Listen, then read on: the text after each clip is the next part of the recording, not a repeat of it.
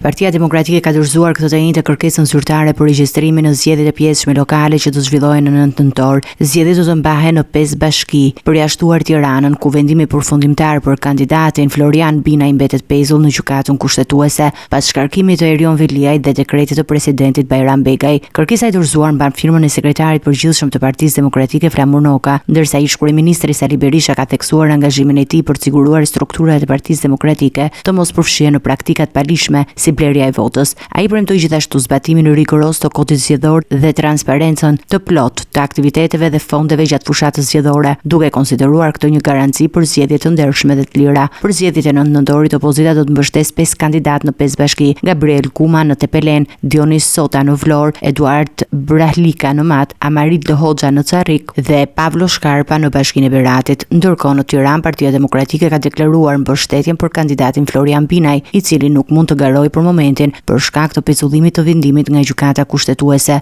Ky hap i Partisë Demokratike vjen ndërsa opozita synon të forcojë prezencën e saj në bashkitë ku pozitat janë vakante dhe të ofrojë një alternativë të fortë ndaj qeverisjes aktuale lokale. Në të njëjtën kohë, Partia Demokratike ka theksuar se do të ndjekë çdo hap të procesit zgjedhor për të garantuar që fushata dhe votimi të zhvillohen sipas ligjit, duke ruajtur integritetin e zgjedhjeve.